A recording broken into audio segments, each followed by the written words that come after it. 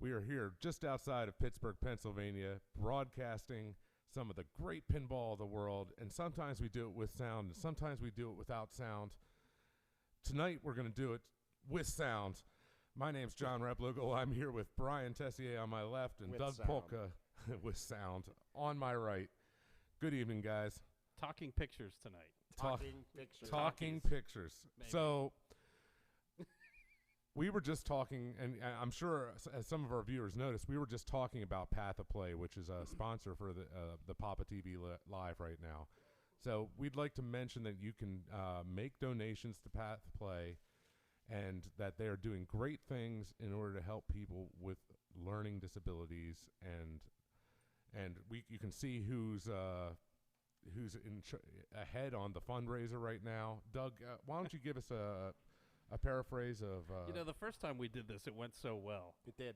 I know, and So we do want to take a minute to talk about Path of Play. As you know, it's you may or may not know, it's Mike Primo's charity up in Canada, but they support both families in the Canada and the United States.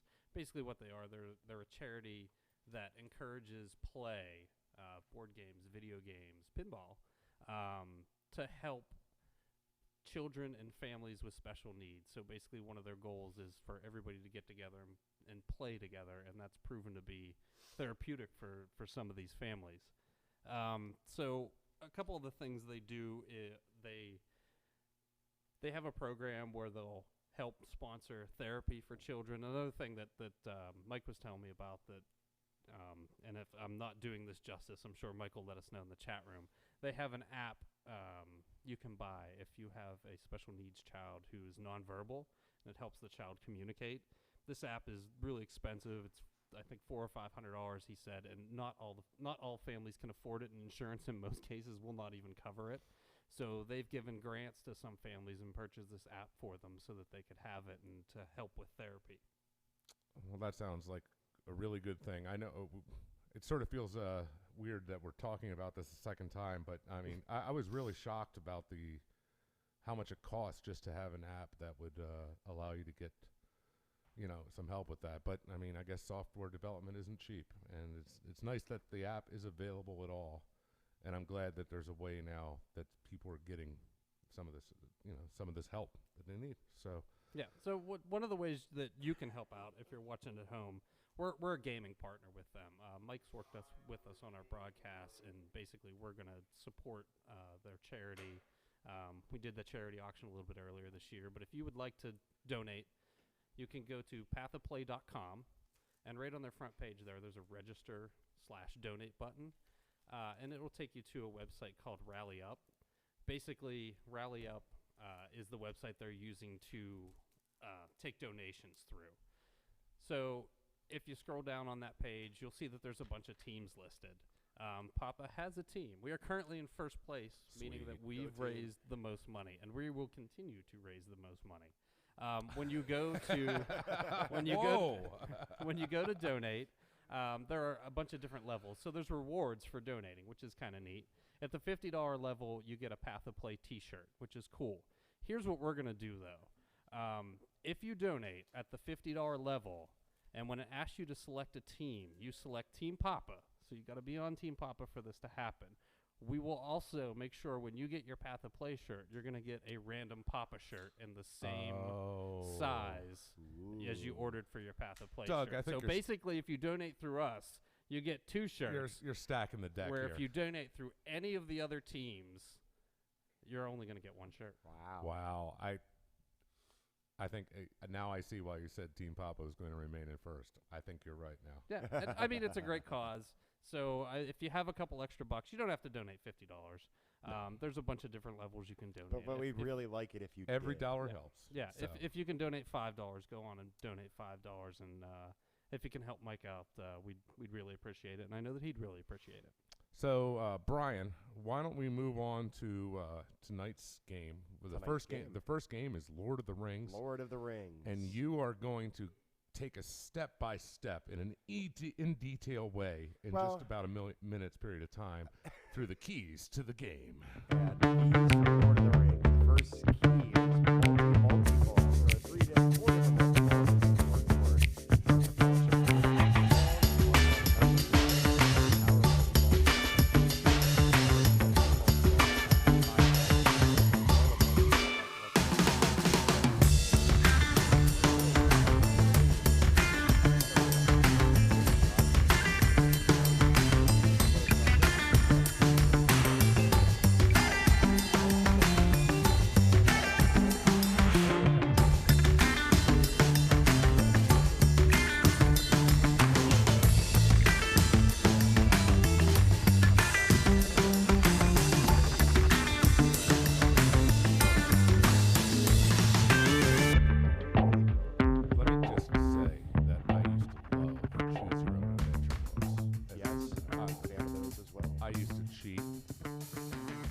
I fully admit that I You would cheated. read ahead.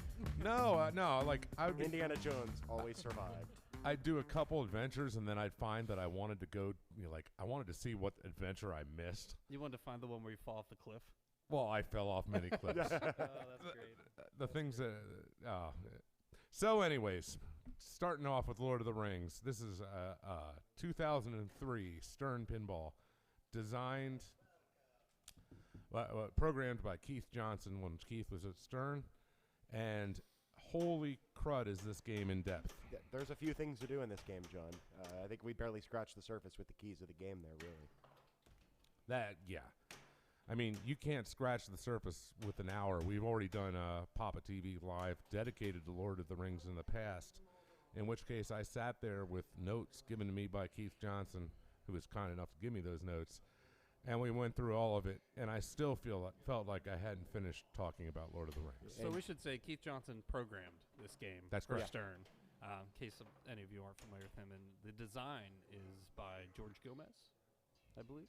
That sounds right. I can't pull that up on the internet right now, but This is one of the best theme integrations ever in a pinball machine. All right, so let's start with the rules. Here, so as Brian was saying, there's 3 main multi-balls, and you see the Lord of the Rings logo on the playfield, and right below those is 3 white inserts with each of those 3 multi-balls. Once you finish all 3 of those multi-balls, you get to destroy the ring. Destroy the ring is also the penultimate mode that you do right before you go to Valinor. We'll get to that in a little while. So let's go up to the next set of inserts above the Lord of the Rings on the playfield. Those are the white things that indicate each of the characters. And if you collect, thank you, Chris. If you collect all the characters, you will get to the one multi-ball called Fellowship of the Ring. And Fellowship of the Ring, after all the characters are lit solid, it'll be started by hitting the left orbit into the hole at the top of the playfield. all right. So multi-ball number 2, the 2 towers. So as you can see, there's in lanes and out lanes, and they spell out the word keep in green. Once you light keep, like Chris just did, it lights the lock on the right ramp. Light 3 of those locks, lock 3 balls, and you start the 2 towers multi-ball. We'll go to Return of the King multi-ball. Return of the King multi-ball is the 3rd of the large multi-balls in this game. That is done by collecting 5,000 souls. And you get souls by hitting it into the tower, which you can get as a skill shot. Oh my goodness. Everyone, Jake is avenged. Thank you, Eitan. Thank you, Aton.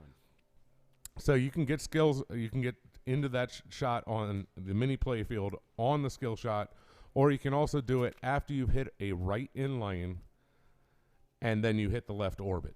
It'll always stop at the, unless a multi-ball's lit, it'll always stop at the tower. So just realized when Chris stepped up that we didn't put the rubbers back on the out lanes or put the posts back in or put the ball save on. It's still set up from Pinburg. So This is PAPAtv, Fred. We don't make games easy. well, when I blow it up, I just don't want you to think it's some kind of illusion. All right, fair enough. Ah. Fair enough. The only way you're going to blow it up is if you have some dynamite. Remember last week, John, Monster Bash. I blew it up. I don't remember that. That's right, because you got your butt That was kicked. last week, Fred. What Valinor are you buff. doing for us this week? Heavy metal orc slang. That is Fred's doing for us this week. I don't know what that even is.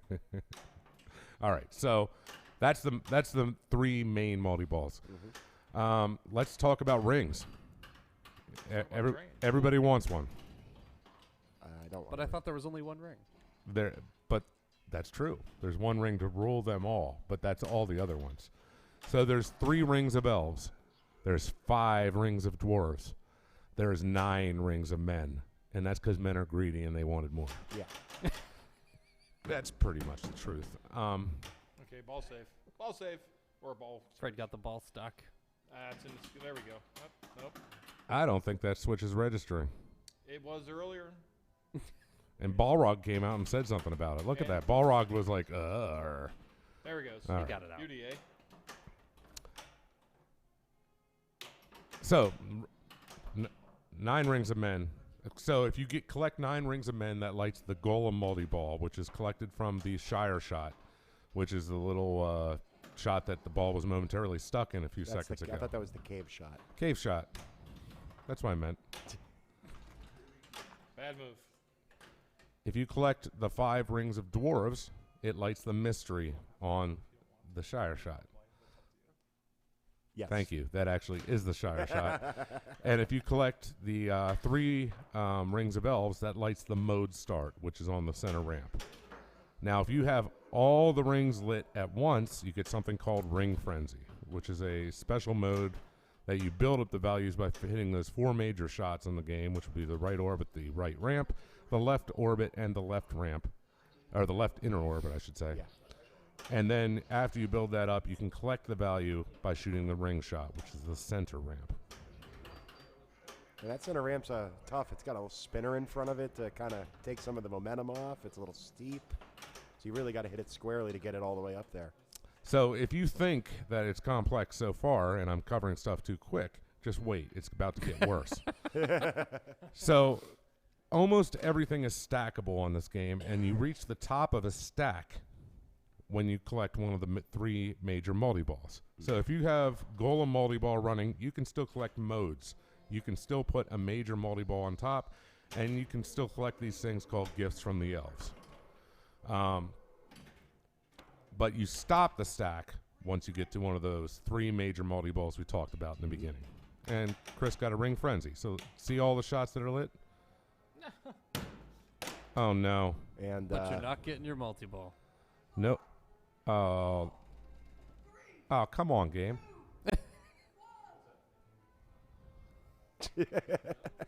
Chris is not very good at Ring Frenzy. now It's best to time that mode out, I've heard. but now he's in Golem, and I registered that second time. Well, I wanted to show you what happened in Ring Frenzy, but unfortunately, It's over. it's over. That was quick. So if you don't shoot a shot, you got to see what happens if you don't shoot a shot in Ring Frenzy. If you don't shoot one of those 4 shots, You get a ball search. actually you get 10 seconds. You only get 10 seconds, and it's over.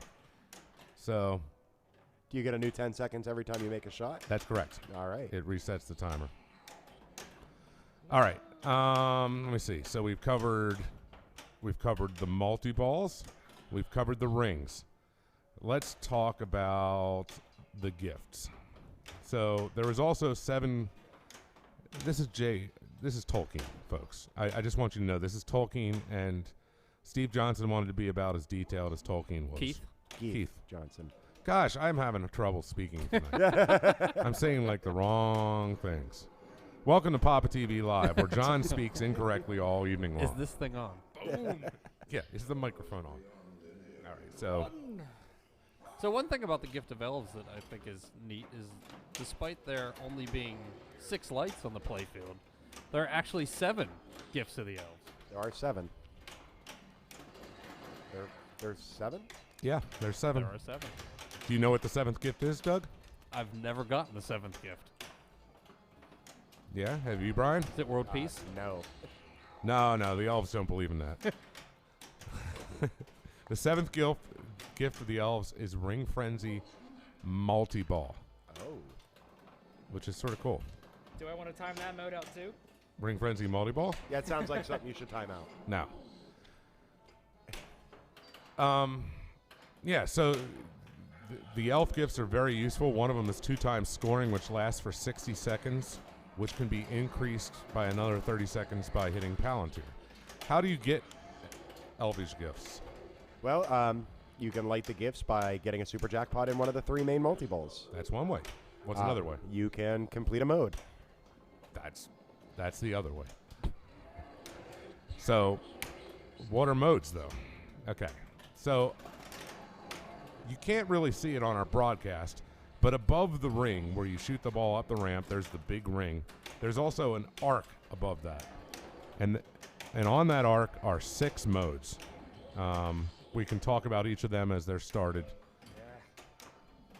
And those 6 modes, after you complete them, leads you to something called There and Back Again, which is the 7th mode, which is actually just a conglomeration of all the previous 6 modes. And it's got really cool music, and I love it a lot. Now, I heard that you should time out as well.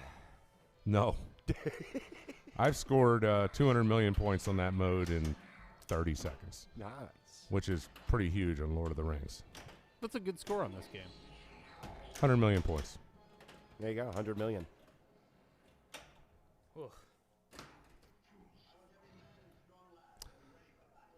think I made some good progress on that multi-ball. Yeah, you got some good points. You made some good progress on Fellowship, and So the objective in Fellowship is to shoot all the characters to get them across the bridge, correct? right. In order to do that, I know we didn't cover it while he was doing it, but you shoot the Balrog, which is the big toy in the middle. Because you got to distract them. That's right. And then you shoot one of the ramps. I love to take Gandalf versus Saruman as a mode into that multi-ball. Yeah, very good. Good stack. Because a lot of the shots in Gandalf versus Saruman are shooting those ramps. And so you hit the Balrog, and then you're getting double credit, so to speak. It's an army. Chris has an army. Chris does have an army. And a schlob. And a schlob. Schlob. And he's going to schlob his army. Schlob his army. Now, the only thing is here, so the mode Attack of the Shelob, you have to hit the 6 shots, but you can only hit them one at a time. One from the left, one from the right. So Chris needs to remember which shots he had already made, which is sort of tricky. There's nowhere that it keeps track of it. There's nowhere that I know of that it keeps track of it. And we got a stuck ball. Yeah, a little stuck. Abuse it. Abuse it. Abuse it. I'm trying to free it. That's gone. Oh. Calling for a tournament Add a ball? director. Tournament director. Tournament director. We This don't isn't need a tournament director. Who's our guest celebrity TD for the night? Tournament director Eitan Goldman. Some of you may know him from his previous exploits in Pinburg. Exploits? Do we really want a tournament director that's known for exploits? We'll take what we can get. Yeah, you can't be picky. All right, so Eitan is going to destroy Chris's mode. I've been trying to hit the Palantir. How do you pronounce that target? Palantir. Palantir. That might give me an add-a-ball. That's why I'm trying to hit it, but I keep missing it. So the Palantir is the white light that is in the middle of the playfield. It's the little crystal ball orb thing. And that gives you a mystery award, which is sometimes sort of mysterious, and sometimes it's based on what state the game is in. Actually, I'm sure it's always based on what state the game is in, but sometimes it seems mysterious to me. You know what one of my favorite little rules, because there's so many little rules that are neat on this game, is that each multi-ball is tied into one of the balls of play of the game, to where there's a special bonus. Yeah, the available. bonus at the end of the ball, right? And so on ball 1, if you can get a good, I think it's Fellowship of the Ring multi-ball going, I guess it's in the series as they would be in the movies. So 2 Towers would be your ball 2, and Return to the King obviously would be ball 3. So Oh, I timed out my mode again. I'm getting really good at that. you are. Never going to get to Valinor like this. So you get a special bonus if you do good on those multi-balls during those specific balls. I got a 10-second ball saver. So after you collect the Palantir, if you hit the left orbit and go into the upper scoop, that relights the Palantir for your next Palantir award. And he got another Palantir award, and I don't know what it was. I don't think it was a ball I save. saw the extra ball. I think the extra ball was from getting it into the top hole. If you get into the top hole 7 times, it lights your first extra ball. And this game is Nice set drop in catch. tournament mode, so extra ball awards you 2.5 million points. Which is a shame, because I think it should have been set up for extra balls tonight. Yeah. We can change that after this game, though. Who play tested this game before we started? I Fred. put up 67 Fred? million on it as it blame it, Fred. lies. So, I'm Yeah, but I we want to stink. get to Valinor. I had no gifts or, Nice backhand. but it's playable. No. So, I mean, we can't make it too easy, though, because then there's no challenge. That's true. We have world-class players here, John. World class. World World class. class. Top men. I knew the Indiana Jones reference was coming. I didn't. I liked it, though. So let's see. Who do we got? We got Chris, of course, playing. He's definitely a top 100 player. We've got Alex Kazmarsik also in this game. He's top 100 now. He's up there. John, you're somewhere in the top 100 in the world rankings. Some days. Fred Cochran. John from Is Pittsburgh. Fred in the top 100? Is he fallen out? No, he's in the top 100. Although we 60? Yeah, He he's still in says the top 60. 100. we don't want to admit to it though. Is that your age or Oh. your IFPA ranking? Both. Is that true? Fred just said he was going to be playing in seniors next year. Oh, they're not getting out of ball. Papa Took my 21. eyes off of it. Wow. Chris Stevens, the master of mode timeouts. Yeah. Is this a game where you would want to time out any of the modes? Then you'll never get a gift from Well, from the elves. So I mean, yeah. So part of the getting the Valinor is you need all 3 multi-balls completed. You need all 7 gifts completed. You need all the modes completed. And then you need to destroy the ring after that is all done. oh, yeah, but you need it there and back again, and then destroy the ring. Right. So, but the whole point is you can do all those things and not be anywhere near to a destroy the ring, and you're done. Aton is channeling his inner Jake. Last week, Jake had a poor week of play, and we'd like to remind Jake of that forever. And Jake, if you're listening, Jake is in the chat room, so he was until you said that, and then he left.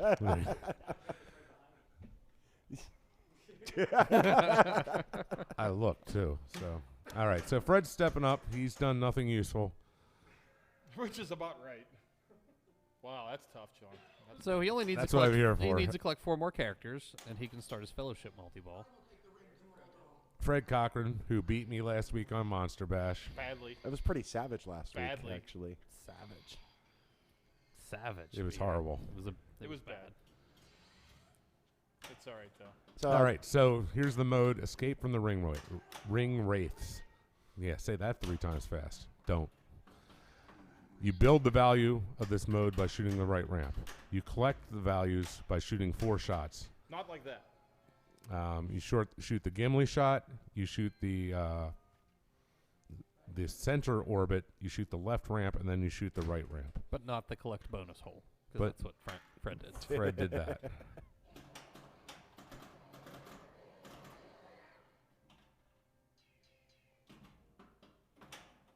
So Alex is one of the players that will be heading to the Stern Circuit Championship this weekend in I'm- beautiful Chicago, Illinois.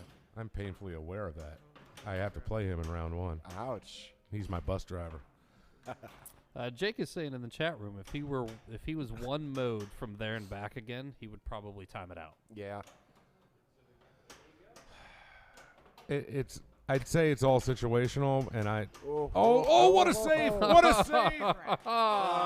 Oh, man, that's your reward. Go back and watch that, folks, because Replay that that ball was gone, and he stole it back, and then Saruman came and ripped his head off. Yeah. Precious. The precious. Stern Kiefer, which I don't know, is that you, Keith? Is that actually you? Sternkeeper. In the chat says it's okay to admit doubt that that. everyone times out the Witch King. Okay, so Witch King. This is one of the highly debated modes on Lord of the Rings. Witch King in a multi-ball can be the most lucrative mode in the entire game by a long shot. And so for all the Witch King haters out there, just because it's like almost impossible to complete, the amount of points you can get from that mode are not to be underestimated. If you're going into a Return of the King multi-ball, you definitely want a Witch King. All right, so Keith Johnson is actually in the chat. So if you have Oh, any no. rules questions, now's the time to completely bombard him Oh, Keith, and ruin any enjoyment he's getting from this. Keith, I just want you to know I love your rule set, and I always butcher the rules about this game when I talk about it, and I'm so sorry. I am so sorry. I remember it was at one of the Papas, what was it, maybe 8 years ago, something like that. I got in an argument with Keith about the rules to Lord of the Rings. That seems like a bad idea. I mean, it wasn't an argument, I guess, but it was a discussion. I was like, oh, no, I think it works this way. And he's like, no, it does not work that way. I believe we were talking about the jackpot values of the scoring during Two Towers multi-ball at the time, and I can't remember what erroneous thought I had, but it was pretty impressive. Don't multi-drain, please.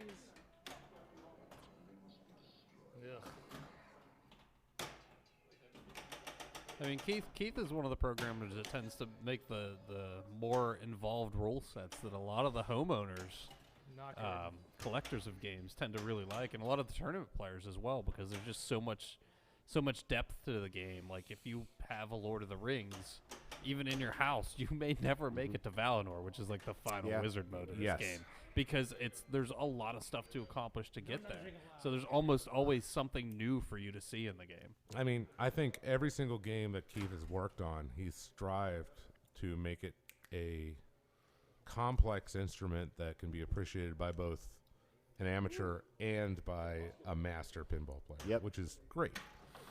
I agree. And most of his games, you can enjoy it at just the level of, not getting too deep into the rules, but still get a lot out of play in the game. So, I mean, I feel like I'm fairly knowledgeable in this game, and I definitely don't know everything. Yeah, I don't even begin to know. I mean, I think I know this game fairly well. I think I know Simpsons Pinball Party very well. I think I know World Poker Tour very well. But I wouldn't say I know all those. And I got to say, on some of Keith's newer games, like Wizard of Oz, for example, I feel dumb. I feel like I know what I need to do in a tournament situation, but I just don't feel like I can explain it adequately. So I didn't want to interrupt John, but if Keith is in the chat room, ask him what I should shoot for right now and have him just guide me through the game, because I don't know how to play this game. Well, the stream is a couple seconds behind, so that would be tough to do. Well, then we're just going to be here all night, because I want to beat Chris. Plunge or be tilted. I want to cheat, and I want to do it that way. So Mist Man in the chat says that this is actually his most favorite pinball machine of all time, which I think a lot of people would probably have that sentiment. It's a popular theme, Doug. The movies have done very well, so it's easy to see why it would carry over to pinball so easily. And so we had League at my house on Friday night, and like 40-some people, and my Lord of the Rings turned into a brick on Friday night. Oh, no. Which I'm so sad about. By no fault of anyone but yours, I want to point out. That's true. I forgot to change the batteries in my Lord of the Rings, and I started doing something funny. I opened up the back box, and there's the green, green slime of battery, and I feel so bad. So for those that don't know, a lot of the pinball machines, basically every pinball machine has a battery in it now, but the pinball machines of the 90s in particular used alkaline batteries in them, and if you didn't change them, there was a chance they could leak, and when they leak, they usually do significant amounts of damage to your board. So it's repairable. Mm-hmm. You'll be able to get her back up and running, but it's going to cost me. You know better. It's going to cost me lots of money. Nah, you know enough people. It probably won't cost you anything. Sweet. So if you ever do that to a game you own, just remember that Papa John has also done that. Yes. And maybe that makes you feel better. Probably not. Probably not. Because if they know that, they've probably listened to the show and know that I do a lot of things wrong. So, gosh, some of those slingshot shots are pretty tough, aren't they, Alexander? Oh my goodness. So we're going to play another game because Chris is really the only person that showed us anything. He used the flippers a couple times and did some stuff. Let's do some Destroy the Ring. Let's show people that. Somebody destroy the ring. Let's destroy the ring. Destroy the ring. All right. Hey, all you got to do is start all three multi-balls, and then you have ready to destroy the ring. Piece of cake, man. It's a really cool light show and a neat mechanic to destroy the ring. So hopefully we'll be able to show you that. Okay, I won't be able to, but somebody else will. Alexander or Chris or Aton. Jared Chambers says your treatment of your Lord of the Rings is shameful, John. Shame. What does that even mean? Shame. Shameful. You don't know what shame means? Oh, I know what that is. I know what that means, man. Every day he knows. So if you're just tuning in once again, this is PAPAtv Live, and this is Fred Cochran, who finally looks back to his play on Monster Bash last week. At least you'll always have that. Because that's about it. So Joe Soap in the chat room suggests that we update the settings and turn on extra balls for the next game. So we could do that. We could absolutely do that. Actually, you know what? I'm going to show Chris, some people some of the game. I'm making an executive decision right now. Turn that game off. Do it. Whoa. Do it. We want to give Fred another shot. We're going to give Fred another shot. We're gonna give I'm Fred going to another go. I'm going to shot. go update some settings. So talk about Chicago. Talk about And go. Chicago is a great place, and when I go there, I like to eat pizza. Oh, I love to eat pizza there, John. That is my favorite activity. But what's happening there this weekend, Brian? There's the Stern Pro Circuit Championships at the Bottom Lounge. I love that artwork. That is a very, very cool flyer. Who designed that artwork? Oh, it's got to be a Brian Holderman. It is a Brian Holderman. Oh. You can see his name at the bottom Oh, there. there it is. There it is.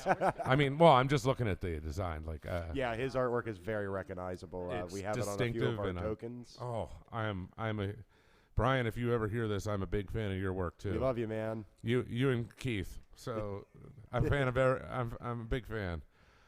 So we're going to Chicago. We're traveling. Fred and I are traveling in a big truck up there on Thursday. And Fred's going to drive because they can't trust me with drive big truck. And then we're going to set up stuff, and apparently we're setting up stuff early Friday morning, and then Saturday is the Stern Pro Circuit Championship. Also, I believe there is another tournament, the Heads Up tournament, being held over the weekend, which I don't have all the details for, but I like more tournaments. So, Alexander, have you decided what you're going to pick for? Because I know you're driving the bus in the round that I'm playing with you. Are you going to give me some inside information on what you're going to pick? Is it going to be? Is it going to be Star Wars? It's gonna be Catacomb. He said he's going to pick a Stern game against you, John. Yeah. So Alexander says I'm going to pick a Stern, and he doesn't realize that I don't respond well to people being sarcastic at me. I crush them with my hand. We'd like to remind you that also that Replay FX is coming up July 26th through the 29th, 2018. Fred Cochran's joined us in the booth, and he's going to tell you exactly what Replay FX is. Go, Fred. Replay FX is the annual festival that we run here. This will be our 4th year here in Pittsburgh. What you see right there on the screen is about a third of what we had last year. This year we're taking the entire floor, which is about 350,000 square feet of the convention center, so I know everybody's feet are starting to hurt already. How many acres is that? Last year was 4.5, so I'm going to guess 5.5? probably about 5.5, 6 acres of gaming fun. One price you get in. Everything's on free play except for tournaments and food. So everything you see right on the screen right there is free to play once you get inside the door. Wow. So yeah, it's a lot of fun. Obviously, it's a lot of work for everybody involved here. Saturday night I actually get to go play a little bit on my shift, and I guess I'm being summoned to the game here. So I'll let John continue telling what's going on. He is actually head of music and vendors this year, so John's role is expanding a little bit. Woo! It's just my role's expanding just like my girth. That makes both of us, buddy. And we got pizza on the way, so it's going to expand even more. Sweet. I love pizza. So reminder to check out the information at replayfx.org. And if you want to see what bands are playing, check out the music section. I heard there's a really awesome 80s tribute band that's playing there. Again? Oh, I saw them last year. I can't. Is that Bon Journey? No. Bon No, that's Journey. not Bon Journey. So who is it, John? Who's Flashback? Who's that? Actually, I'm just looking forward to the Bit Brigade show myself. I love Yeah, Bit Brigade, we have man. a lot of great acts going to be there this year. Triforce is coming Some back. returning favorites. Triforce Quartet. Absolutely. Oh, my goodness. What they do with stringed instruments would probably make Bach roll over in his grave, but I love it anyways. I'm still slightly disappointed we aren't getting Slayer on their farewell. A little bit out of our scope. It's not out of our scope, Maybe if they but had it might maybe be if out they of did our a couple budget. songs about video games and pinball, we could kind of squeeze them in. But yeah, I don't see. I mean, fitting in. We're getting lots of suggestions in the chat about how you could have avoided your battery damage, John. Oh, I'm sorry, chat room. Like, The thing is, John knows better. Yeah, John Okay. totally knows better. can let me give my defense. Okay, my defense is not good, and yes, I do know better. But my defense was I thought this was one of the Stern boards with one of the circular batteries on it, and not a set of AA's. So I know for a fact that those batteries do not leak as bad, and I wasn't as worried about it when I saw all settings, all the settings were restored. So I didn't think I had caused a problem. And then it started doing weird stuff at League, and then I realized I had royally messed up. And John knows all about remote battery packs and NVRAM and all of this stuff. Mhm. He's just chosen not to do that to his precious Lord of the Rings. My precious. His precious. I'm glad you got that. Poor life decisions, I think, is what that's called. Well, yes, I've made some poor life decisions. And if that's the worst of my poor life decisions, I think you're doing all I'd right, like John. to say I'm doing okay. It's not, but if it was. That So I want to illusion point just out got with that crushed. restart, though, Fred did a little bit better. He did. He went from 300,000 points to 7 million. That's a big improvement. That's what we get for turning on the extra balls for Fred. I don't think he collected one, but No. he just played better. We gave him hope, and sometimes hope is all you need. Oh, sweet. Eitan, do you have hope? Well, now that you say it out loud, no. That was a Oh. nice nudge. Nice save. He dug that up real nice. I was too busy worrying about hope. All right, so we've talked about a little bit about getting to there and back again.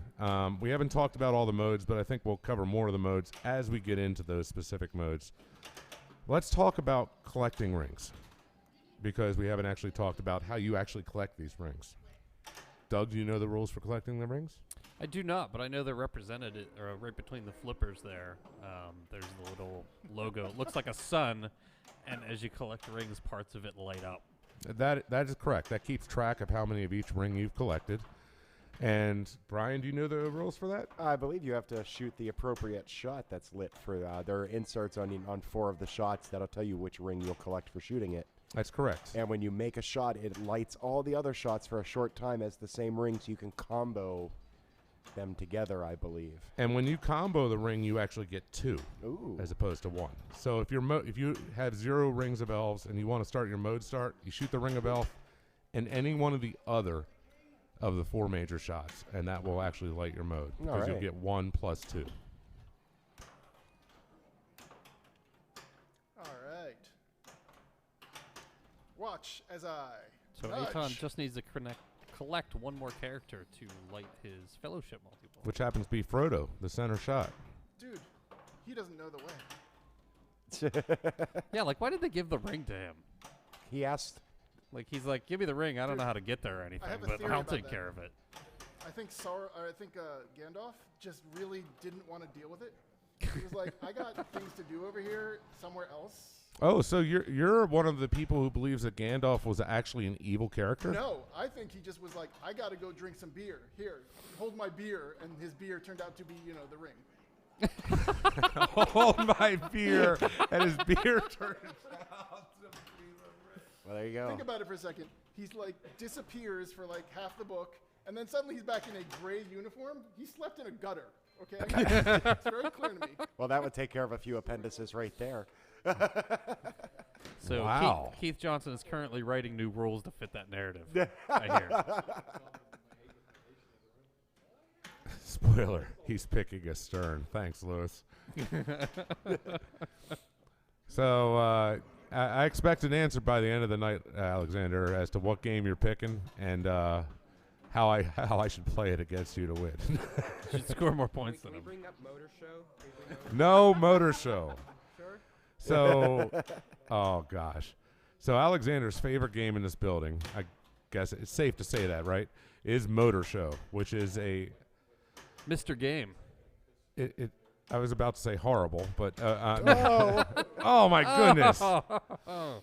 Save. Seems like we have to tighten the tilt on this a little bit before the next That's tournament. apparently the one thing we had easy on it. was Yeah. the tilt. I think you've gotten disqualified in Pinburg for that, right? for moving the game. Well, no. For like he would have he moved the game like a solid 2 inches, and it would have been out of position.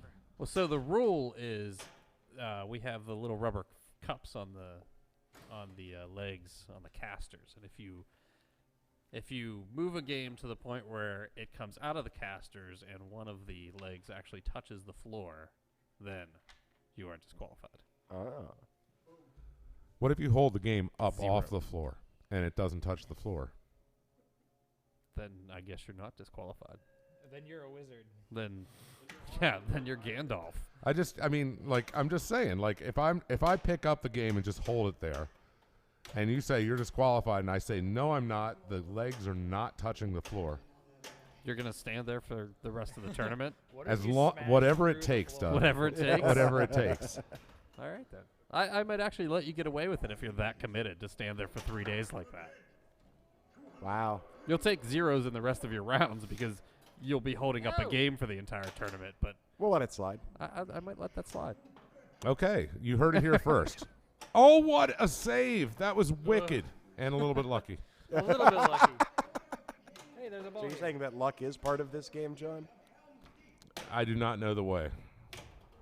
Get in there. Can't you just pull up Valinor on the GPS or? Yeah, it's close by, I think. Yeah, seriously. So, update on the new fan theory rules. Kiefer says that the Shire is now going to be the gutter popper instead of the Nice. Shire. So that'll be where Gandalf goes to sleep off his hangover. The gutter. Aton has sparked a new game here. I'd like to talk about the mode that Chris is currently in, Oh. or currently was in, Player error mode. which is War of the Ents.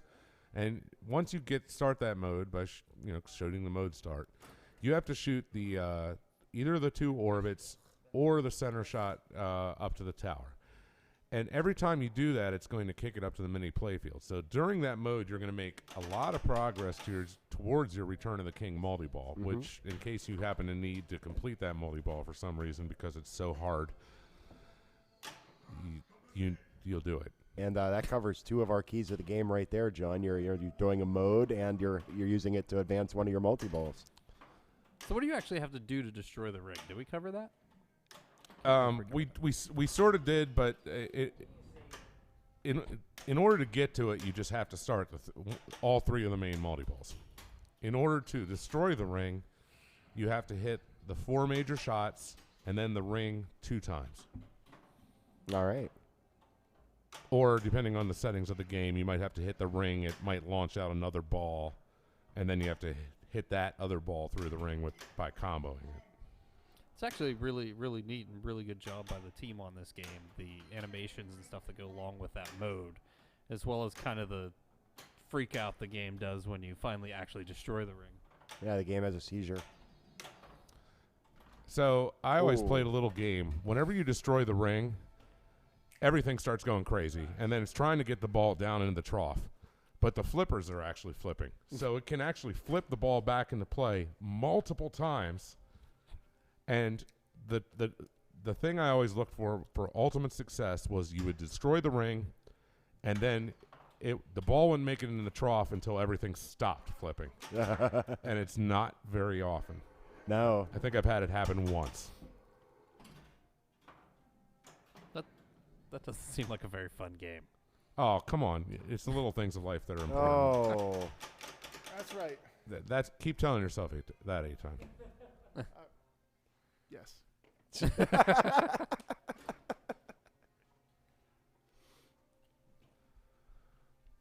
So, Alexander, what are you going to pick? Motor show. Motor show all day, Games are John. subject to change, John. Yes. For the right price, Motor Show could show up. Just saying. For the right price? Wait, can I? What do I have to Everybody pay has a for? price. It goes both ways, man. What do I have to pay for 24? I'd rather not discuss that on air. John, I imagine it would at least be 24. Or 42. I'd like to Or mention that I 42. sold a 24 to a good friend of mine up in Cleveland for $2,400. Did you really? I sure did. Was he like 23 and you're like, it's 24, it's no deal, man? Hey, next time you want to Actually, as a matter of fact. buy a $6 million man, I'll sell it to you. For 6 million For pennies, $6? you got it, Well, Chris. note that he didn't sell 24 for $24. He sold it for $2,400.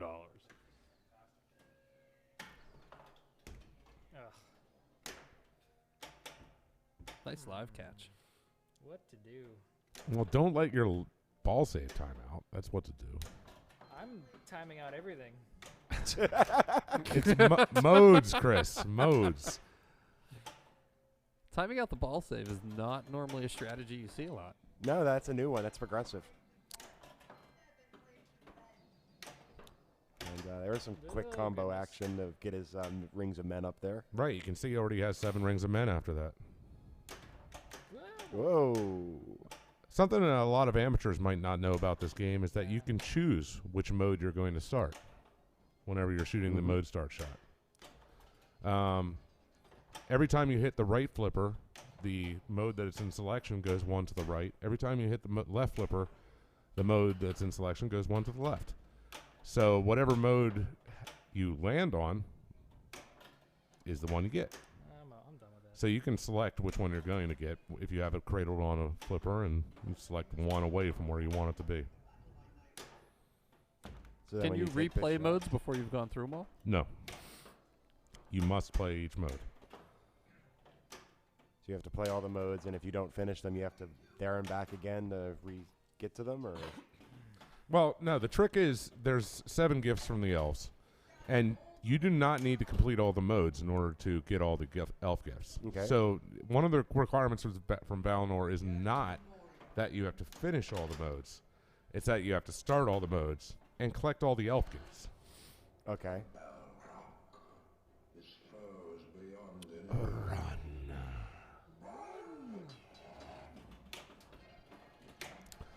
There's a really neat software setting on this game. If you set the Two Towers multi-ball to easy, you actually start with a really cool frenzy mode in the beginning of the multi-ball, where you have the orc attack, just like in the movie. Which is, I'm a big fan of that, just for the thematic value it adds. Mm-hmm. Is that off by default? Like you wouldn't see that unless you went into your software and turned it on? I believe that's the case. I think that's correct, Doug. I think it's like the adding the second ball on the ring friends, or the destroy the ring is a setting as well that's not initially on. Well, the setting for that is initially on. It is? The two ball destroy the ring, and you have to turn it off. Oh, I thought it was the other way around. My bad. And I think if there's a complaint about the game, it's that that might have not have been from factory designed robust enough, because people were blowing out fuses. You're talking about the ring magnet. The ring magnet, Yeah. right.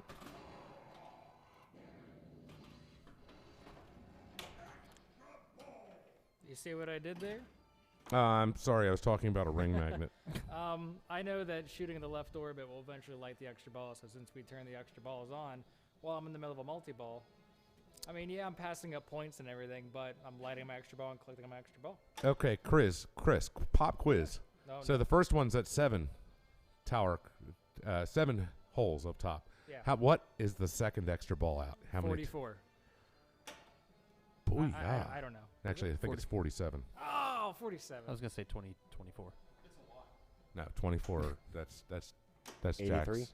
Kiefer, Jackson. Kiefer says that both of those settings we were talking off are off by default. He said Gary made him do it.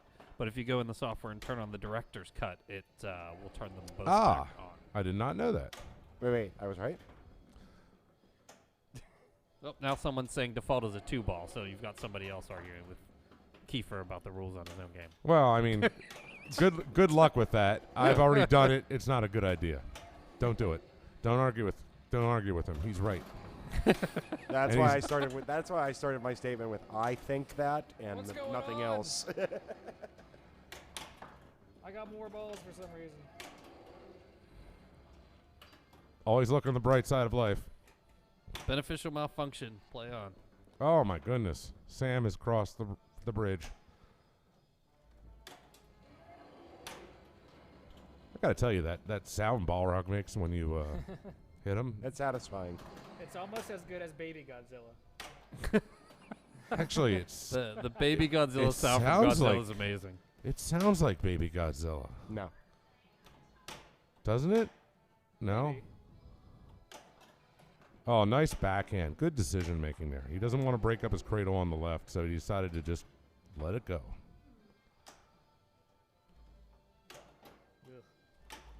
So you're saying in multi-ball, I don't always have to keep all the balls. Well, no, he Nice he catch. chose to do a backhand instead of and he there he is.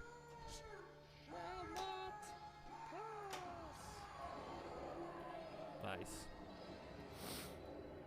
A moment of appreciation for that. Now what? What do you mean now what? Get some victory laps. Now we play the game. Right. Well, I mean, there's not much you can do as far as progression towards Valinor, but there's a whole lot of points you can get right now. So because he finished that mode too, he also has one of the Gift of the Elves lit. Right. You can There's see the that Shire there. in the Mhm. ring There it is. to the left. Whoops. Nice pickup.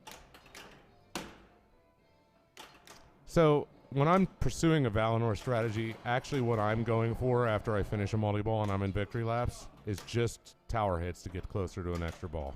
That's a good point. So keep shooting that left orbit to build Ju- that. That's right. So let's see. 2 towers is lit. Golem multi-ball is lit. 2 times scoring is lit. If he could start a mode or and golem and 2 times scoring and then go into 2 towers multi-ball. Yeah, you have a question. The interesting thing about when I started that multi-ball was I had my Golem multi-ball lit, so I shot that thinking it would start Golem multi-ball and the, what was that, Fellowship of the Ring multi-ball, but it only started my Fellowship of the Ring multi-ball. Well, I don't think you shot golem because Fellowship of the Ring multi-ball is started by shooting the left orbit. Right? Yeah. I don't know. So, yeah, you can start the mode. As soon as you start the 2 towers multi-ball, everything else is going to be locked out. But you can do any of the other 3 things I'll try first to in time any something out order. again. You probably just did time something out. No, there was nothing running. Jake in the chat wants to know if you can choose your Gift of the Elves, or is it automatically selected for you? It starts with a selection, but yes, you can choose it. And you choose that by hitting the little orbit that is, or the little target that is in the back of the Shire. There's a stand-up target there, and that will actually advance you through the Gifts of the Elves. I did not even know that. And Goodbye 2 times. Goodbye 2 times. But he collected the gift, so No, I mean, look, 2 times wasn't important. Only progress towards Zod is important. Exactly.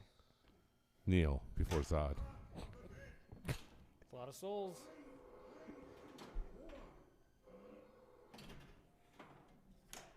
so does that always stay at that he'll need 5,000 souls to qualify that multi-ball? Does it get harder the next time around, or? So it's always 5,000 souls, but the souls that are initially lit are lesser the second Okay. time you go through. And you can increase that value, though. So you're going to just see more hundreds and 250s and less 500s. Well, probably, but every time you hit the Palantir shot, it increases the value of one of the shots on the mini playfield by 1 until you collect it, which is sort of cool. Okay, he's got a mode. He's got Golem multi-ball. Now, if he can start 2 towers, he'll have a really nice stack. Add a And ball. There it goes. Okay, 2 towers is running, and he's got Warg Battle, so he needs to shoot that left ramp to activate all the other shots in that mode. During Warg Battle, once you shoot the left ramp, every shot on the playfield is lit. And then after you shoot all the other shots on the playfield, there's a roving shot for your super jackpot. Such great jackpot call-outs, too. John Rhys Davies. Yeah, the guy who played, what character was he? Sala. One of the dwarves. Gimli. Gimli. He played Gimli. But he also played Sala. Yeah, in the Indiana Jones trilogy. Are we talking about Indiana Jones here? Well, I It's mean, Indiana Jones. he also did the call-outs for the Indiana Jones The Pinball Adventure, the 1993 game. He's one of my favorite voice actors. He's pretty good.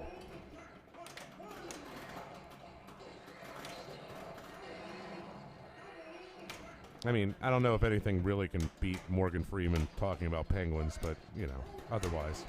I could listen to that all day, too.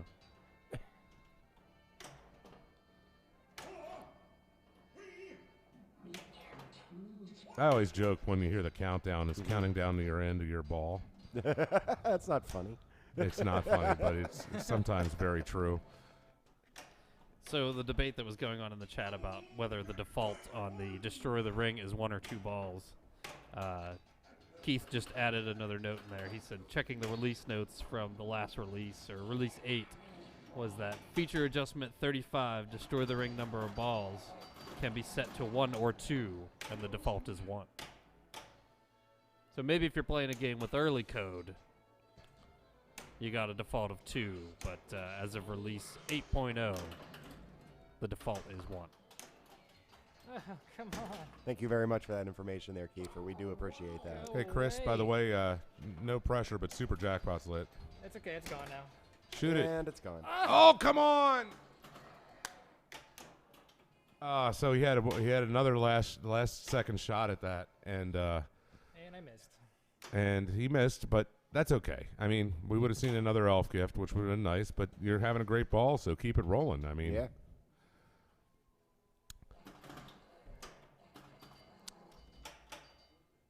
So I'm trying to remember one rule that I have forgotten over time is what lights the spot ring target on the right. And I can't remember exactly what lights that shot.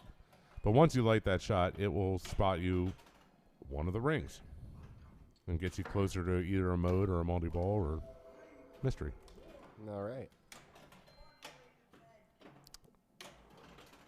Oh, that reminds me. When you're doing the Path of the Dead, so you collect values up top, and if it happens to fall into the Shire, you're going to collect a number of souls that increases by 50 each time.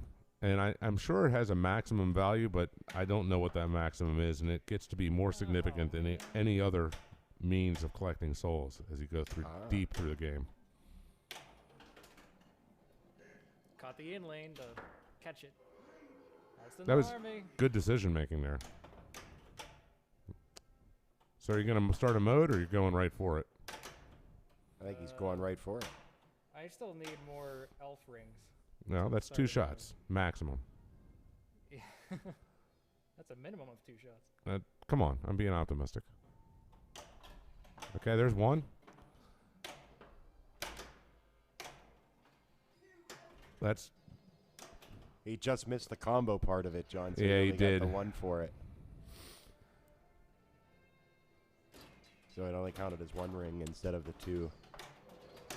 So, Fred, I don't know if you're familiar with the scoring in. No. Brian, are you familiar with the scoring trick in this multi-ball? The scoring trick in this multi-ball, is this where you want to shoot them in the order from lowest to highest each round? That's correct. And what do you know what happens if you do? It becomes double the value the next round, or it increases value for the next level of the multi-ball? The next level becomes +1. So the one that would have been just a regular jackpot is now a 2 times. The one that was 2 times is now a 3 times.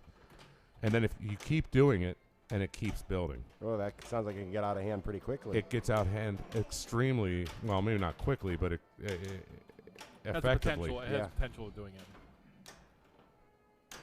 I'm just going to pay attention to what you guys are saying, because this is one game I don't know. I'm actually surprised at how much knowledge I've retained on this game, actually. You know, this is a good recap for me, actually. And there's still stuff. I'm sure I've forgotten stuff here, and I'm sure I'm still telling a lot of information. Yeah, absolutely. I was actually at your house once, and I had Brett stand next to me while I was playing and tell me where to shoot things at, because Brett Berkman, one of the tournament directors, knows this game inside and out. And he was just standing next to me telling me what to shoot for, and I ended up with like 170 million just by him telling me where to shoot. And I forgot all of it. I don't remember any of it. So Chris has 2 shots and 1 shot now before he can. Destroying the ring lit. Looks like that's what he's going for. I think he's going for the post next to the ramp. Looks like he was. Yeah, he's building some houses. Did you just stick Is it a ball? stuck again? No, I see it moving up there. It's kind of moving. Give it a little forward. Give it a little forward, Bob. He's raising his hand. I We need an need the adult. TD. Doug's got to wash his hands off. He's got grease on his hands from the pizza. coming around. Wait, there's pizza? There's pizza to your left. That must be why everybody else ran away and I'm here. Yeah, that's obviously. Well, you were being mean to me, so I told Doug first before you. I believe that. Yeah, well, that's absolutely true. No, that's good. Okay, I've been giving you more crap as we go on in life. Which is totally fine. I expected from you, John. You're mean. Last week you were just negative and mean and just hateful, and this week it's just hateful. more I more wouldn't the go same. that far. I kinda Well, would. Fred, I came back this week to make sure that John's, that he's a little calmer and Yeah, you got to keep him in line. keep him in line here. Yeah, Can 'cause I time out this mode? I think you are timing out this mode as you are right now. You don't have a choice really with the glass being off. No, you can't time this vote out. This is actually one of those interesting modes that you can never time out. Actually, Jake You in the can't. chat room said, "Go ahead and time out destroying the ring," which I don't know if it's entirely possible, but It is not. but I think Chris is trying to do it. He's All right, here we go. Another shot to the middle. There it is. Bam. there's one, and it's going to feed the second ball. There it is. He's got that orbit catch done very He's well. going to let the spinner What's he doing? rest. What's this? What's this? He's calling for quiet in the crowd. What's this hushing? So now, as we watch No, this Chris is step no. up for the, he knocks it through the final shot. Barely. And now the game's going stupid. Let's see. Oh! Ah, It almost did. It lifted the ball off the flipper, playing my mini game. Mini game. So in this game, the first time I did this, I was wondering if I broke the game, which isn't nearly as bad though as what happened the first time I played Scared Stiff. And Broke the game. no, I got to Monster Multi-Ball on Scared Stiff, and it does a freak out session similar to this. And the first time I saw it happen, I turned the game off there are two. because I was afraid that I did something horrible. There I are turned two it off. worse ones than that I've done. When the first time I got the vacation jackpot on Whitewater, I screamed and like backed up and was like, "What?" And then the first time I got all of the super jackpots on Ripley's to get Frog Multi-Ball, it says tilt, and it says just kidding, and then it starts no kidding. your Frog I've Multi-Ball. never actually. Wait a second, I haven't seen this. It's my goodness. it's really cool. Pinball geeks of the world unite! I have not seen this. Frog Multi-Ball, man. I remember I got it. I was playing on location, and I was just able to pull it off, and it said tilt. Yeah, that one also has a was like- freak I out was before the crying. mode starts. I almost cried. I don't remember the tilt, but I think I remember the frogs on playing it on Pinball Arcade because I don't know that game either. Another deep game. I just play those to learn the rules, and I once didn't retain those either. So a lot of help that was. So Chris has destroyed the ring, which means he's gone through each multi-ball at least once. When you go through the main multi-balls the second time, it gets harder. It gets Yes. harder to start them, and all three have different ways in which it makes it harder. For example, if the settings were set to fairly easy, you could stack up the locks on your first two towers multi-ball, and now you might not be able to. As you go even further through the game, every time you go through an in-lane, it might delight the keep letters, which might cause your lock to go away. Which is Yes, happening, that's which is what happening Chris is experiencing right now. That's Yes. frustrating. The way we have this set is you can only qualify one lock at a time the first time through. So you have to spell keep, lock a ball, spell keep, lock a ball, spell keep, lock a ball. Sure. The second time through, you have to spell keep. However, you can turn off the letters by going through the in lanes, so make it a little more challenging. Which I find to be very difficult. You shoot a ramp and it comes through and hits the wrong. You hit the wrong timing on changing the lanes. You really mess yourself up. Like there, it went through the in lane and turned off the lock basically. So he's got a 2-ball goal or multi-ball. Okay, so let's talk about the rules to Ring Frenzy, since he's going to know better than to hit the ring right away.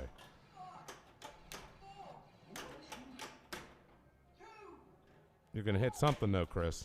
Oh. Oh, what am I doing? Oh, my.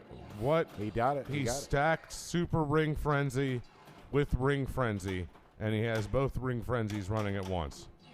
I have no idea what's going on because I've never done... What's Super Ring Frenzy? Super Ring Frenzy is a ring frenzy you get from the Gift of the Elves. Okay.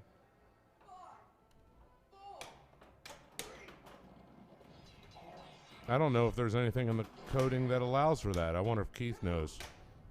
I'm sure he does. I'm going to keep an eye on the chat here and see if he has it on there. Okay, so he kept the Super Ring Frenzy going. So during a regular Ring Frenzy, you have to heat, to maximize the value of that Ring Frenzy, you have to heat each of the major 4 shots 3 times each, which makes those rings go solid. If you do it after you've completed 2 of those shots to level 3, it will give you an extra ball lit. And Chris has another gift lit from a super jackpot. So he has an extra ball lit. I believe that's from the Ring Frenzy. And now he also has a super jackpot lit. And additionally, he has a gift lit, which would light another extra ball. But you can't collect it yet. You can't light the gift right now. Nice save. I think at this point he has about 7 extra balls saved up. So super jackpots. The super jackpot starts in the beginning, and then it moves outwards. So you can collect both of the super jackpot on an individual level, but after you collect one at a given level, it becomes timed. So now it's moved to the orbits. Mm-hmm. So as long as he collects one of these, he'll move on to victory laps. But he can collect both if he does it quickly. Oh my goodness, what a save. Yeah. It's a little dicey.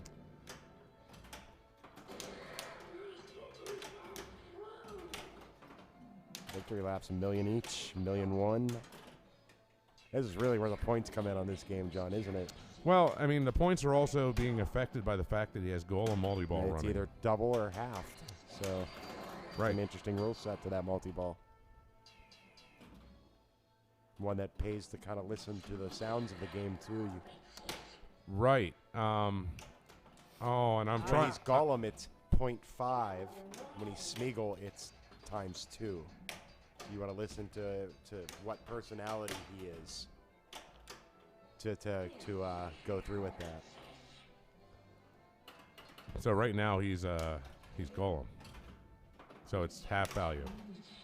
No, he just said now. Now John's confused. I'm always confused.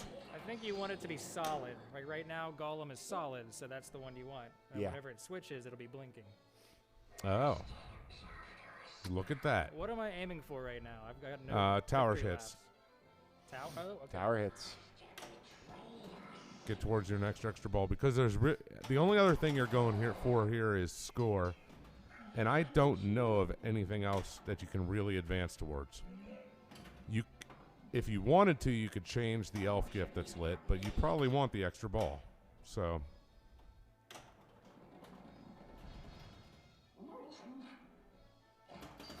You can relight your victory laps by shooting the ring as well, Chris. So, or you can lose a ball by trying to shoot the ring. That's the Whatever Yeah, works. so Kiefer says that Gollum, when it's pulsing, is 2 times. When it's solid, it's 5 times. Oh, okay. That was 0.5. Or Point 0.5. five. Sorry, I missed it. Yeah, yeah, yeah. I don't have my not 5 glasses times. on. I was just about to say, Keith, you don't know what the rules of your own game. No, I don't have my glasses on. That was Oh, totally okay. me. It's not Kiefer. Kiefer, I trust in Kiefer.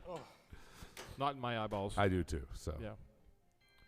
all right, so That was a heck of a ball, Chris. legit Yeah, ball. He thank you. collected 2 more extra balls during that. He got a 5 million bonus because he got the Gandalf arrives during the 2 towers multi-ball. Every single ball of his extra balls is going to be a ball 2 bonus. So Yeah. each bonus is going to have a 5 million value attached to it. That's pretty awesome. I think I'm going to try to play out some modes here to get the rest of my gifts. But I still have one more coming from one of my multi-balls. I don't know which one. You need the third one, Chris. Return of the King. Yeah, that one's usually a grind because there's 7, 8 levels of that, I believe. Or Yeah. 7 levels plus the super jackpot. Thank you, John. Gosh, I do still have a lot of these rules in my head. It's both amazing. you and I are just kind of pulling these kind of Yeah. out of thin air. It feels like, but they're legit rules to this game that we've just kind of, I've played this so many times for League or whatnot, and goofing around over at your house playing this game. And once again, Attack of the Schlob. Schlob. Schlob.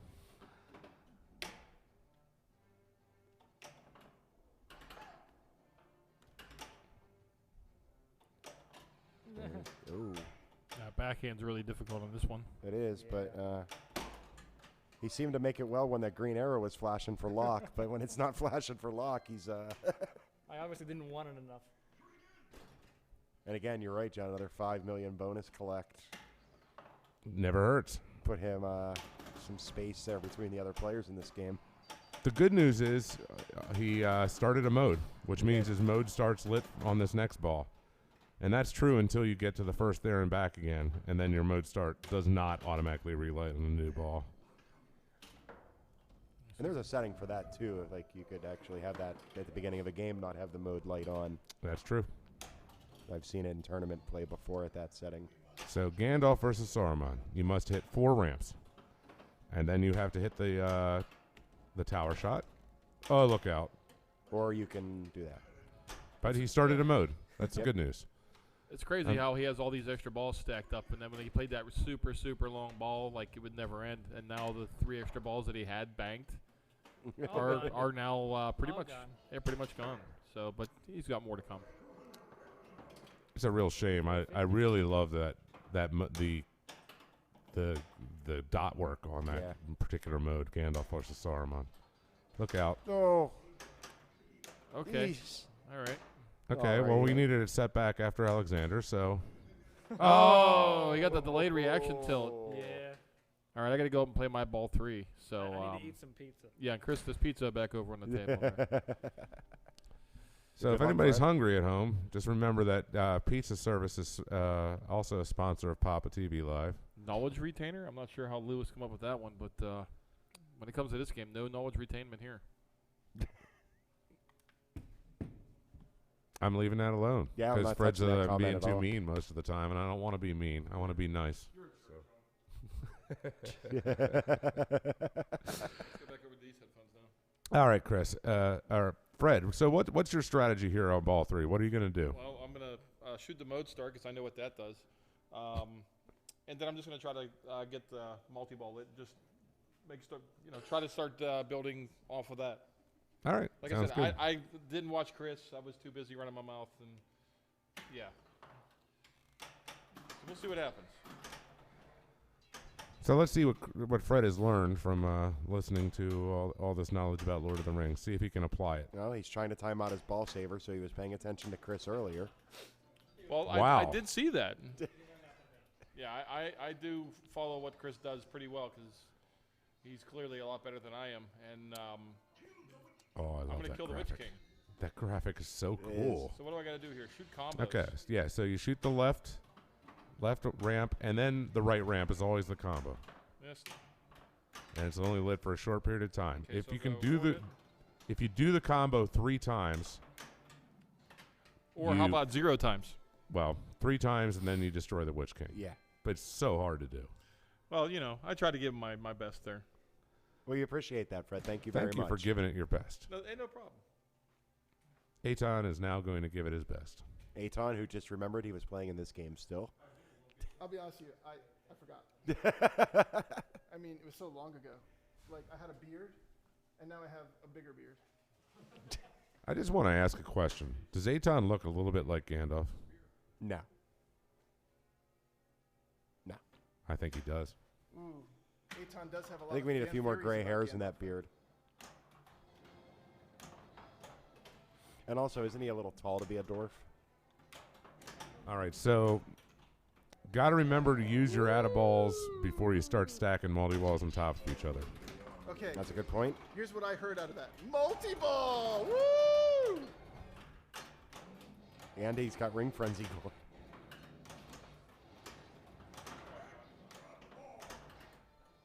Picks up an extra ball. But who doesn't?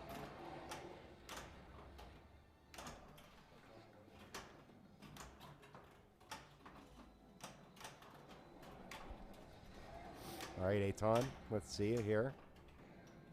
See it? See it. Do it. Seeing is believing. That's what I heard. Oh, Don't worry. I got a plan. you got a plan. Let's see it. No, I don't think so. Got that last minute jackpot there. I did? Yeah. I'm good. So keep in mind that Ring Frenzy is not officially a mode.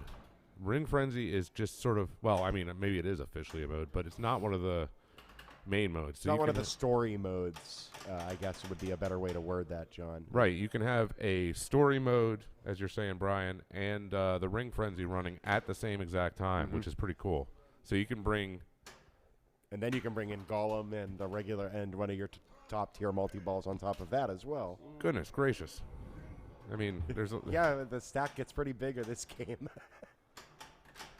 Don't worry. I got it under control. Woo. 100 more. And 350 from the hole, so it'll be 400 next time he falls in there. Ooh. That was a nice save. Yeah. I don't need that saucer. Kind of do, actually. What's the mystery? 5 times bonus. Woo! That's not a bad award. Actually, yeah, it is. Yeah, you're right. That's terrible. I mean, like, Hey, what are my options? 5 times bonus or light extra ball? it's all I'm getting, so. I think it should have been like 50 times bonus. Could have given him a fellowship member. There's a lot of things that can give you out of that award. Great. Make me feel good about it, guys. Well, I mean, it's okay. You got a new power rising, so you're good.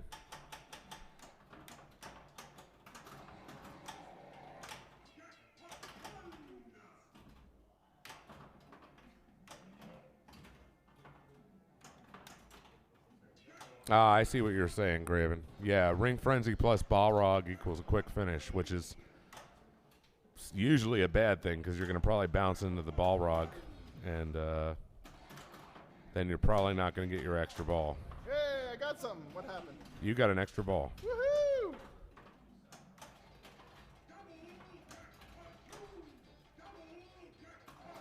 He's got ladders. So, yeah, as you progress through the Two Towers multi-ball, you get to certain stages. And I used to argue that this is part of the conversation I had with Kiefer many years ago, where we were discussing what advances through the stages. And I'm trying to remember what the right answer is now. And maybe it's just because of willful ignorance, and after enough time passes, I go back towards where it was. Yeah, that's a possibility. I have no idea what advances it, so... I believe it's based on switch hits, and jackpots are worth a certain number of switch hits based on the number of balls in play. Oh. Okay. You know what, John? I'm going to go with that. That sounds reasonable. It sounds like a very Keith code thing to do. If we get verification on that. Switch hits, huh? I never would have even considered. So, the chat room brought up a question: does this Lord of the Rings have factory coils or Lord of the Rings flipper coils? I don't know the answer to that, but it brings up a funny story about the one time I almost got to Valinor. Oh. It was on an amazing 2-hour game. And I was I had done everything else to get to Valinor, and I was trying to destroy the ring the final time. And gosh darn it, my flippers did not have enough power to make it up the ring ramp. Oh, no. So I shot that ring ramp at least 16 times, and it could not make it. And eventually, of course, I drained because, if you can't accomplish the goal, you're going to trade eventually. Yeah. And I did not have any upgraded flipper coils, and my game was just tired. My game with the flipper coils were warm after 2 hours of play. Yeah, and that happens on this era of game, it seems.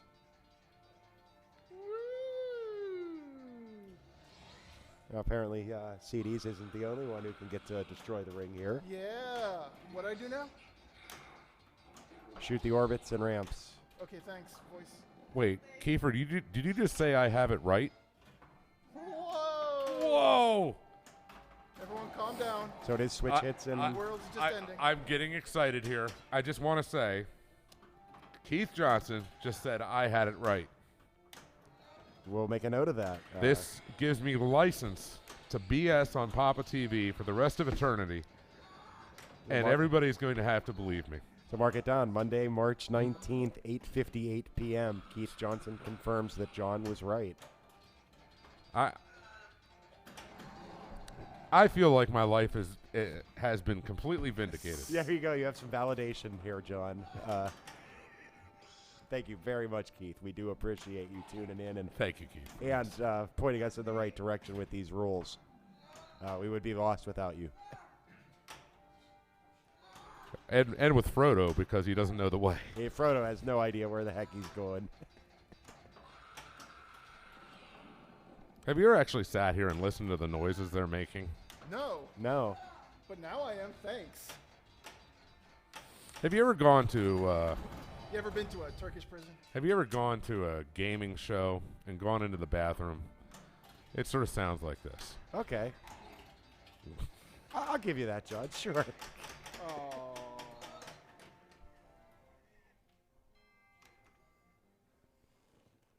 Woo! And Aton gets a reward of an extra ball. I'd like to mention Aton's crushing this game. He's doing pretty well for Oh, now I hit it. claiming he's Yeah. not knowing what he's doing up there. I think it's all a ruse. Ooh. Wait, did you say rose or ruse? Ruse. A I ruse. was about to start singing that Seal song. You were going to sing CO. I was going to sing... Ooh, John should sing it. He's I much like on better. PAPAtv when there's no No, singing. I was going to do some Axel. I like it when John sings. It's Who doesn't? a fan favorite. Yeah. Guess I'm not a fan. Oh. Ouch. Wow. Wow. Way to just come out and say it. Like the Venom. Ooh, okay, what do I do? It'll tell me, right? You let the ring wraith get Brian. That's what you did. Oh, Wait. wow. They're That's coming cold. for me, Aton. Help. You could say that's cold as ice. Shoot the shots to save me. Okay. Wait, which ones? The flashing oh, ones. The flashing ones. Yeah. Sorry, Brian. Couldn't make it happen. And that's a good tip for new players. If you don't know what to shoot for in a game, shoot for the shots that are flashing. If they have an arrow that's flashing, that usually signifies that that's kind of what you need to work on. So the good news is he got Golem Volleyball started. His mode's still running, and he advanced towards Nope. it. Unfortunately, that False. might be the end. That's it. Everybody out of the That's- pool. That's definitely the end. Everyone, please. Hold your applause for later. Great ball. Uh, very well done, Great ball. sir. So we got left our player 3, player 4, and then we'll go to Catacomb, Catacomb. which everybody is eagerly anticipating. I'd like to get my hands on that game, see how it's playing here. And in tribute to Greg, I'd like to rename name that mode Escape from the ring race. Escape from the ring Escape. rates. Put that in your notes, Keith, for the next software release. Escape. Escape. People probably wouldn't time out that mode if it was Escape. Nobody would time out that mode. That mode's awesome. All these modes are awesome. Then why does CDs keep timing out all the modes? Because You know, advanced players have advanced strategies, Doug. That's just the way it is, man.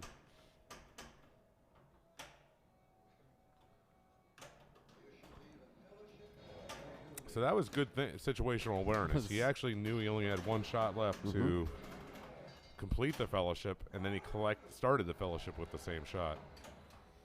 And now he's gonna Now he's going to hit the ball rog. hit the ball rug, hit the ramp. You can put a ball in the tower to advance that mode. That was cool. Nice. And keep in mind, he still has an add-a-ball on the Palantir, which Ooh. I think he's actually keeping a ball cradled in order to do just that. Yeah, and he got some more progress towards Worthy Ants. Mm-hmm. The only thing that's a shame is that since he started the multi-ball, he can't be getting any of the progress towards Path of the Dead, towards Yeah, Return of the King multi-ball. Unfortunate side effect, but I find this mode is one of the ones I can actually sometimes finish in single ball play.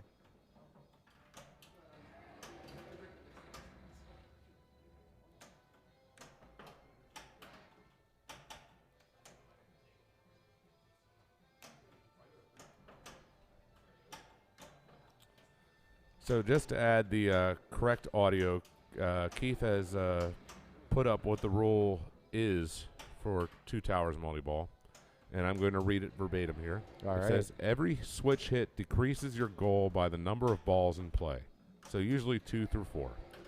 Every jackpot decreases your goal, by 3 times the jackpot number, so 3 through 21. All right. I did not know any of that. That sounds like math. And it says the default switch count you need per unit of advancement is 300 units. Meanwhile, Alexander has slain the Balrog. well, Gandalf did, but Alexander helped him do it. No, I think Alexander covered that one. In that time. mode, are you not Gandalf? I sort of feel like I'm Gandalf in You're that mode. totally Gandalf in that mode.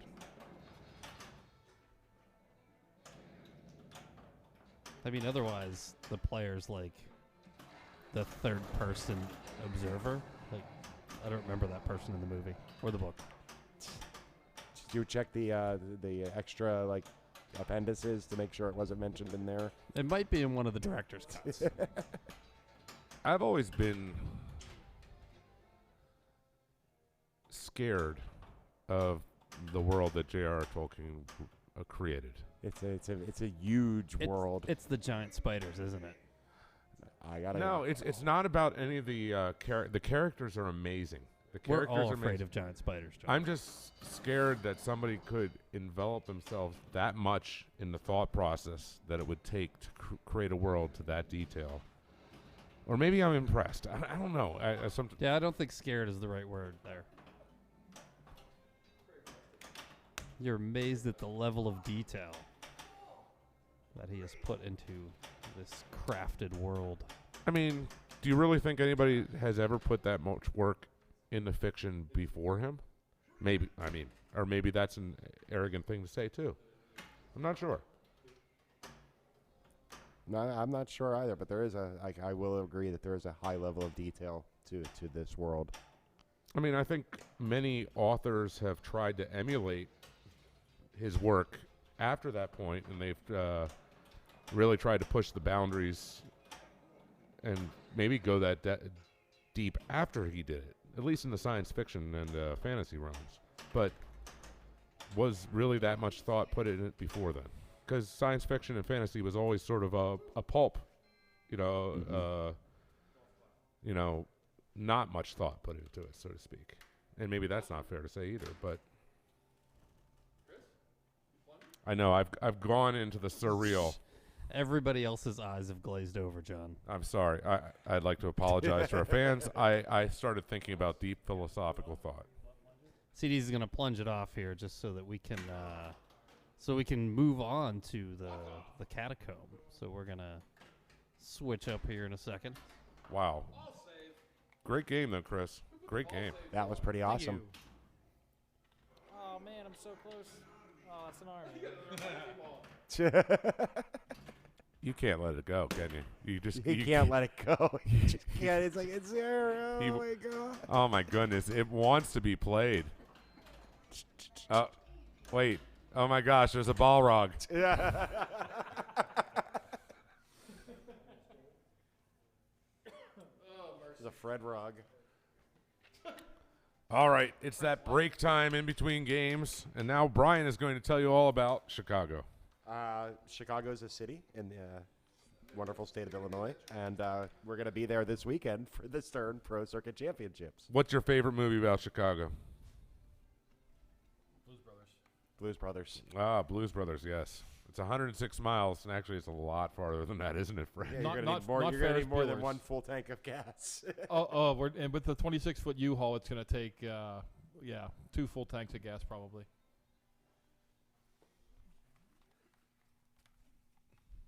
Everybody's bailing. I like it. They're leaving me to talk. They just don't want to hear me talk anymore. So, but we have the keys to the game on. Are we going to go with Stern, Doug? What are we doing here, buddy?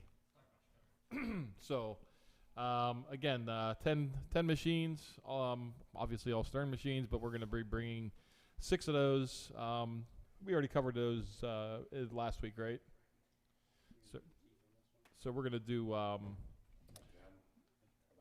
just the date. It's the March 24th. The top 40 players that qualify for the Stern Circuit will be playing, and I know John, Alexander, and Chris. Chris is qualified, but he won't be there unfortunately because real life gets in the way, and then a few other people. I think from I think DJ Ryle's going, and then obviously all the other great competitors across the nation and over in Canada and Europe. I'm not sure exactly the lineup though. So, but it'll be 10. What is it? 10 rounds, Doug? Is that right? Can't remember how many rounds are in the circuit. Starts off with 4 players, 4 games, 4-player groups, 4 games, then 2 advance for each one, then we do it again, and then we go into the ladder. All right. And then bottom player gets eliminated, and then it gets everybody gets added on. So whoever finished first overall gets to wait a long time before they play. So that's one of the advantages of finishing high on the ladder there. So, but should be a good time. And then there's a heads-up tournament on Sunday. Not really 100% on what the heads-up is as well. Again, I apologize for not knowing. You scream heads up, and I then kinda just someone gets jumped hit in the here. head. So, from what I understand, you play an identical machine side by side, kind of like you see the Tommies in the background there, or the Terminator 2s or 3s behind us. That side by side you'll play against an opponent, and you'll have an objective, and first one to the objective wins, and you play it until you actually get that objective. So, Brian Tessier. How you doing? Okay, we're going to look at the game, the Catacomb. Key 1, bingo is Nemo. Targets on the play field, or the backbox game, the spot numbers in the grid. The bonus in the game is based on the number of completed X color sets finished, and the third ball awards extra bonus based on number of lines completed. The Color Me multi-ball. You complete all numbers of a color to release locks for multi-ball. If completed during the bagatelle, multi-ball will start on the next ball. And Casanova's comeback. At the end of a ball, you get 1 shot plus 1 extra per lit number in the backbox bagatelle. I'm going to try to say that a couple times fast. Going down a lane awards the respective number currently lit on that letter's bank. Go down A when 1 is lit, spot 1 on the bonus matrix. Sounds easy enough. And you can use the left flipper to cycle the currently lit numbers on each letter. And we're going to get into those keys a little bit more as we show you how to play. I'm hoping to step up and play a couple games of Catacomb here and try to put all these keys to use. Oh, you will. We'll see how it goes, and we're going to switch it over to get some gameplay going on here. So I know the one other thing about this game, and I'm sure there are a lot of people out there that don't really know this game or have ever seen one. Right now there is a ball lock on the left side of the play field by the A bank of targets. So if Lewis were to lock the second ball, which is over on the right-hand side, and then clear a color of numbers, whether it be blue, green, orange, or yellow, that would release the balls when he plunged his third ball. It also keeps the balls locked in the scoop if the game ends. So you could walk up to the game and start it with both balls locked, and all you have to do is complete the colors, which sounds easy. It's not. But it's not. So you'll see like on the bank A right now, they're cycling through a color. So once he hits those targets, he'll lock in that color. And then what the idea is to hit the other bank of targets with the corresponding colors. And he actually, the 3 in lanes on the top of the game for whenever he's doing his plunging, it really kind of is a skill shot. Not only did he go down through the, I guess we'll call it the 2 lane, because there's 1, 2, 3 lanes up top. He went through it whenever it was lit, so it spotted him that top left number in the grid, but it also locks in all of the banks of targets on that amber color. The color right makes it easier for him to get the release. So he can basically prepare himself for the release. Now, if he went through that far right, or the number 3 on the on his plunging, it would actually increase the value of the spinner, which is actually worth a lot of points. Yeah, a lot of the Sterns from that era, whenever you choose up that spinner, it is definitely worth shooting that spinner because it could be 2,000, it could be 2,500, depending, what the value is on the game itself. And it can be a lucrative strategy, and this one is juiced. So you'll get, 50, 60,000 on the spin if it's maxed out. And right now, Lewis is playing this back box bagatelle the way you want to do it. He was able to light almost all of his numbers. He was able to complete the amber, and then he completed the green, and now he completed 3 of the 4 of the blue. So that means whenever he steps up on his next ball, it will start a multi-ball. Oh, there's a cable in the way. John went over and moved something because he thought he was helping. But he really didn't help. He actually screwed things up and put the cable in the way. So, way to go, John. It's okay. He fixed it. It's okay, He John. knows You're what good. he's doing. So basically, Brian has nothing on the bagatelle board. So therefore, that one gave him an A. He changed the color to a blue. Changed the color to a red. So there really is a strategy whenever you're playing that after ball bagatelle. I blame John on that drain because when he went over to move the cable, Brian immediately drained, and John's a jerk. So, that John. So John can give me static during my game, and I can't say anything to him. Anyways, continue, Chris. I apologize. That's all right. Well, with that plunge, as you can see, Alexander also went through another one of the 1 or the 2 in lanes up top.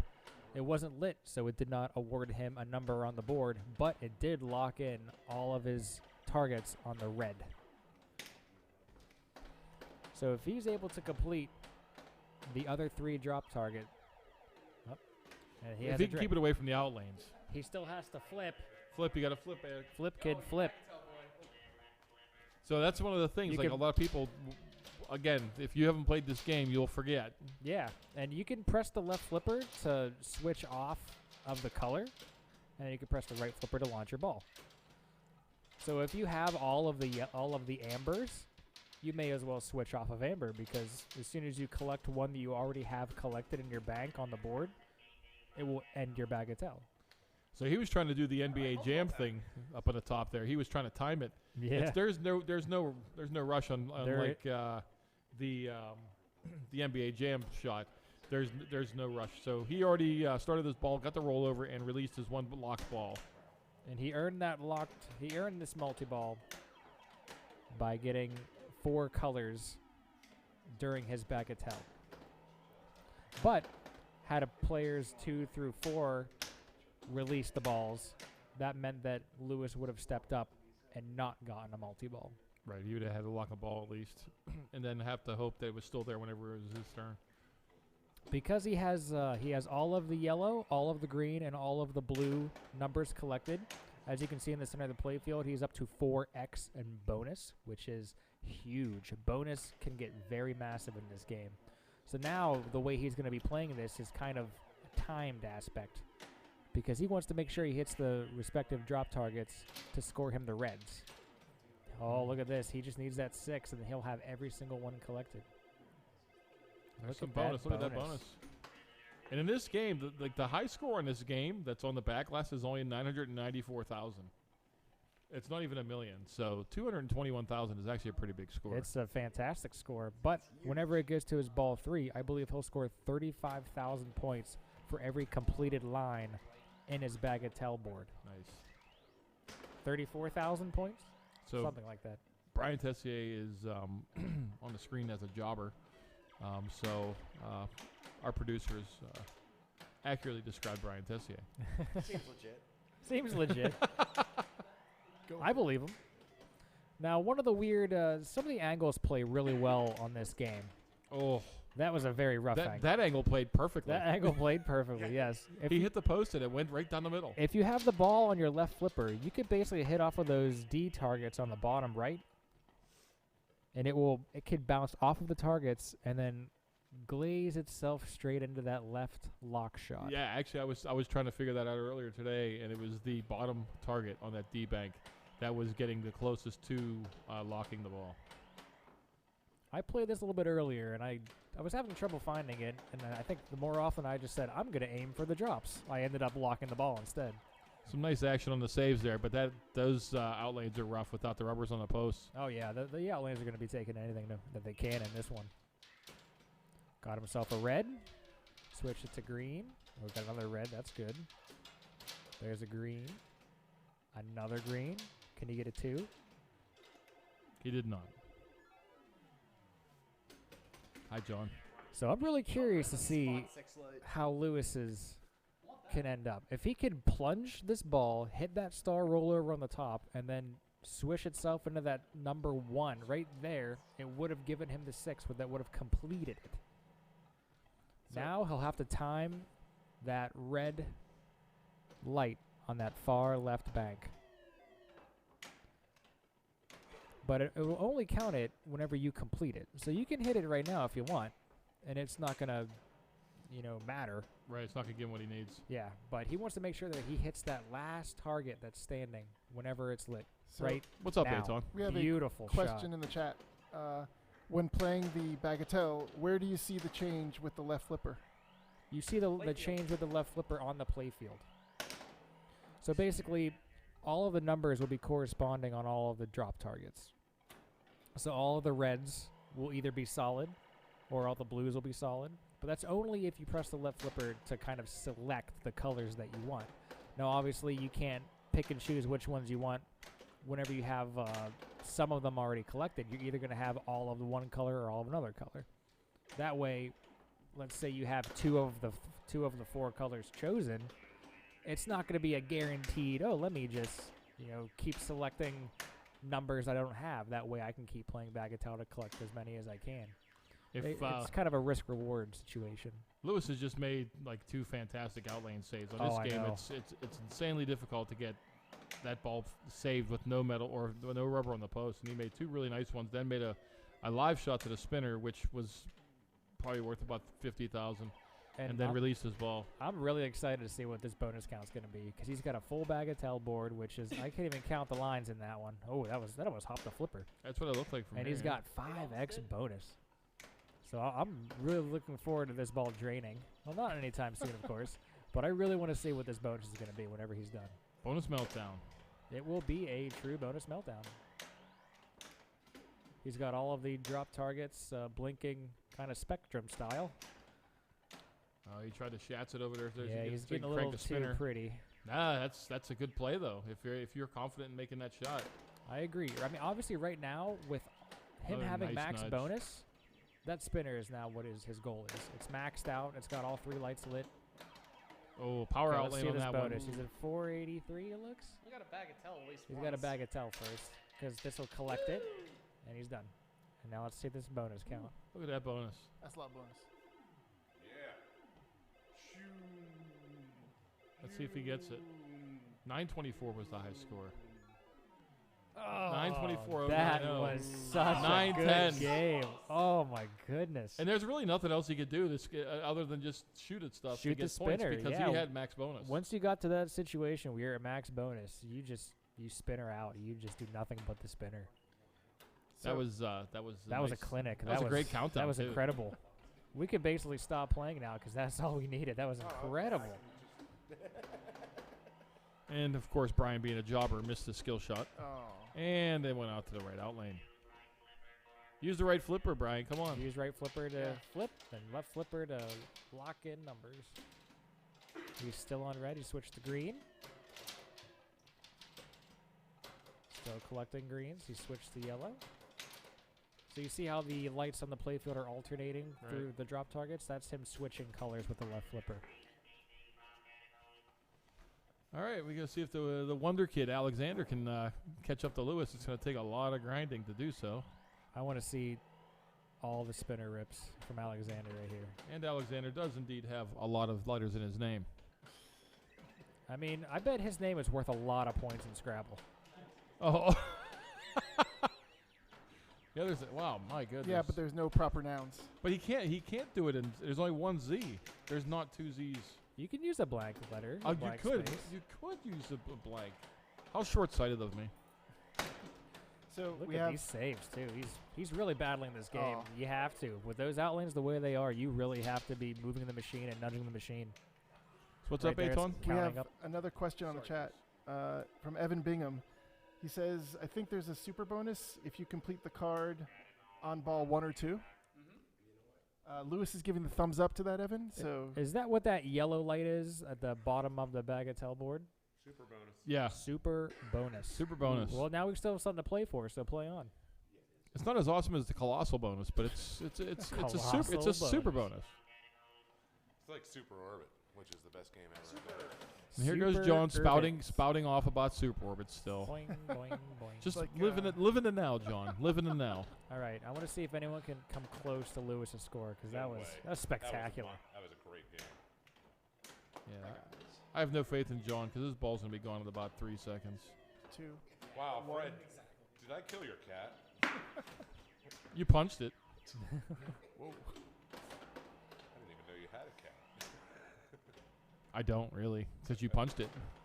So John is just kind of flipping away here, which I mean is all right until it goes out that spot for the outlane. Let's see if John can drain on. Oh, he doesn't get a bagatelle either. He tilted. He did. Ouch. Well, way to go, John. That was a tilt. Tilt City population 1. That's John. Such a behemoth, I tell you. It's unbelievable.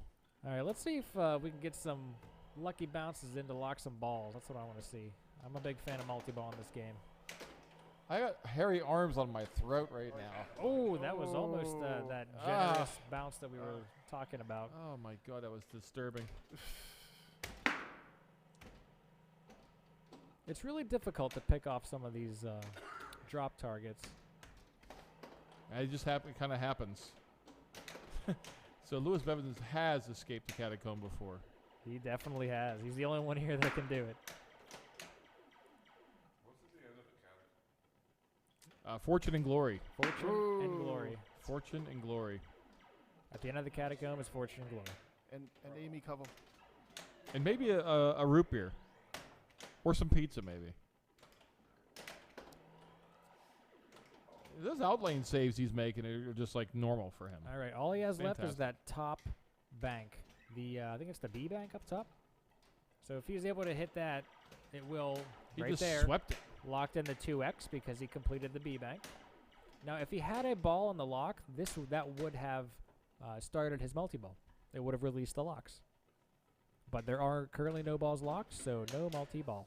He just went for the bank shot, though. He did try to shoot the D bank into the lock, but I'm came a up big little fan. short. I love that bank shot. It's not something you generally want to aim Oh. for, but In this situation, you have to. You have a good sense of the possibilities, so you just go for it. Again, there's a lot of things like, when you can't make a shot, when it doesn't seem obvious how to do it, mistakes just happen and you end up making it, and then you just have to bank it and save it for later. Yeah, that was just some good stuff. The problem is sometimes you can have other players steal your ball, Yes.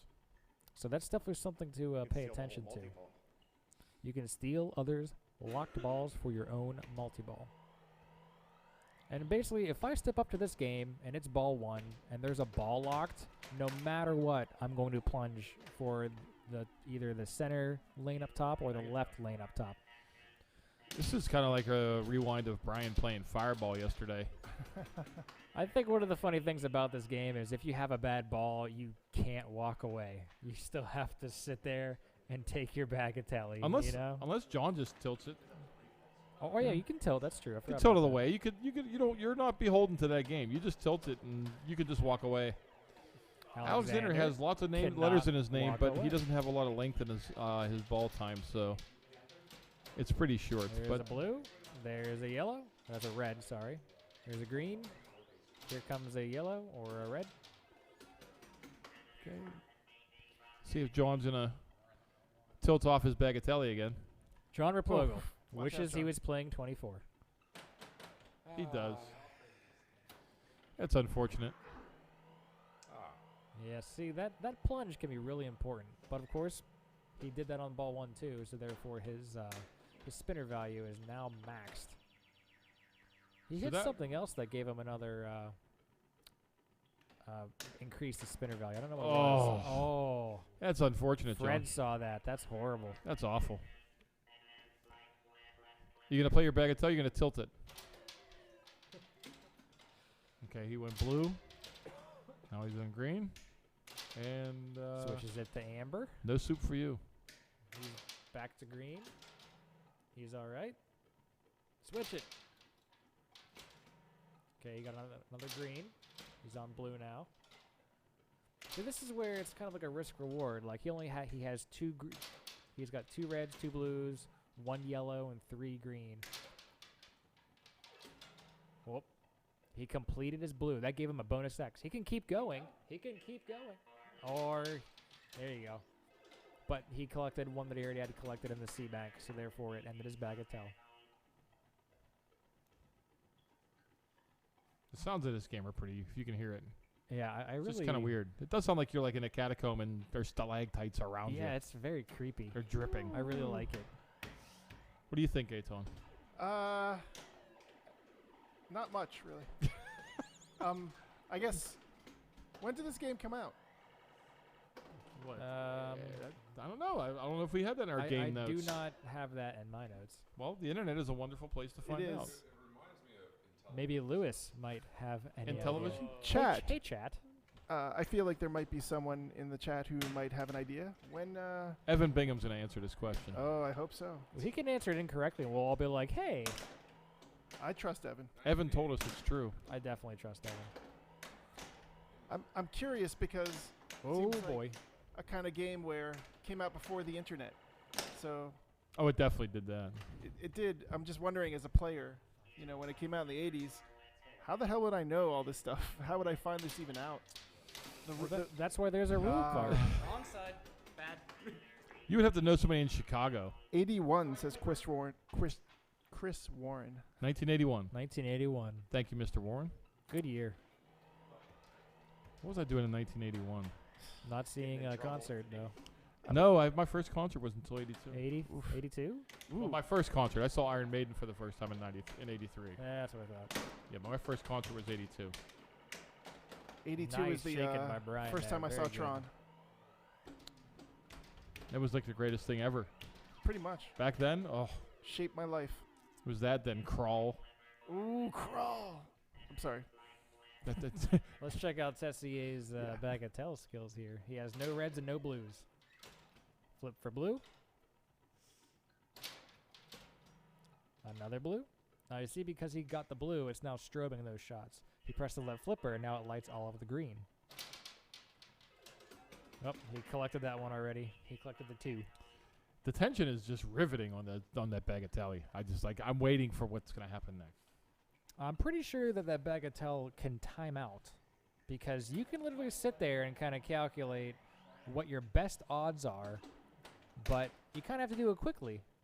I would actually figure that you knew that because you do like to time things out. I'm a huge fan of timing things out. Timing out magnets, timing out bagatelle, timing out modes. I hit the snooze every morning. What do you expect? It's funny. I hit the snooze, then I hit the snooze again. Ooh, He almost bounced it in there. Almost got the bounce And then around both of them. And then it went out. This is not Motor Show. Oh, you tilted. Don't let the 15-year-old. He's got some tilting skills. Don't let the age fool you. I want to be able to hear all the call-outs to this game, because I wish it kind of like it let you know that you tilted by saying something a little different. I mean, it does. Don't get me wrong, but what I'm expecting is not what it's telling me. A very nice plunge by John there. John just told the game is number 1, I think. So very skillful play by John here in game 1. That was a good bagatelle right there, though. John wishes he was playing anything besides Catacomb, actually. Just think, John. You have to play this in Chicago, buddy. Look forward to it. Alexander might pick it now. So Lewis has his D bank completed, so therefore it is strobing like that, like crazy. He has his spinner value at max. I would just, as soon as I see that spinner light up, I'm shooting Hop it. down the That's middle. just my instinctual for me. I see a lit spinner, I have to hit it. Yeah, you kind of have to go for a lit spinner in this game whenever it's lit, but I mean any game. You can ultimately plunge the number 3 lane, as I've been calling it, the far right lane off of the plunge, lock a ball, and then plunge it again, and then hit it again. Yeah. It was just informed. This is gonna be the last game of the evening since Lord of the Rings took an absolute eternity. I know. Who would do such a thing? You timed out like destroying the ring and 15 extra balls. I timed out everything. That's why. Tessier is getting no love whatsoever. His name shouldn't be Jobber. It should be Robber. Oh, Rabba. He got robbed. Look at that the nudging skills on the Bagatelle. He shook it out. He's collecting a lot of Bagatelle letters, though. And I'm not really sure what it's going He to get him. collected that one already, though. It's not going to get him 924,000. All right, let's see if Alexander can make a comeback here to take down first place. He needs All right. almost 300,000 points. All right. Yeah, he's going to get the spinner. This will increase the spinner value. And just to show everyone how hard it is to lock a ball, nobody's locked a ball Yeah, that's at all. We've released one ball, but we have not locked any It balls. really is just a matter of getting that special Kareem off the targets or off of a pop bumper for that right one. All right, that was exciting. Woo. That was fantastic. I do love me some Catacomb, I'm not going to lie. Aton wasn't talking very much because he was totally speechless. I was He glued was to my seat. so speechless. So just to remind everybody, Replay FX, July 26th through the 29th, David Lawrence Convention Center here in Pittsburgh. Come play. Come play. Have a great time. Hope you're playing in Pinburg. The festival is not sold out. Pinburg is. You can still get on the wait list, but the festival, we'd be really happy if it sold out, but it's it would sell tens out? of thousands of people to sell out. So tickets are certainly available. Bring your family. Bring your friends. Bring somebody who's never been to a gigantic arcade before, and just come in and have a great time. Definitely. Always a great time. So, but any last words, John? You have anything from Well, from a bad play standpoint, or Oh, I got plenty from a bad play standpoint. I wasn't very good on Catacomb, but we're going to get to see more Catacomb this weekend in Chicago. I can't wait. I'm looking forward to it. You have no idea. I can't Wow. wait. So much sarcasm in a single No, row. I really, I'm not going to be there to play it. That's why I'm excited. Oh, okay. So you don't have to feel the pain of Catacomb. It's going to destroy everybody. It's going to be great. It will destroy everybody. All right. All right. Well, we'd like to thank you guys all for tuning in to PAPAtv Live tonight, and hope you enjoyed watching us. And we'll see you again here in Pittsburgh in about 2 weeks. And make sure you catch our action in Chicago this weekend. So from all of us here, thank you very much, and happy flipping.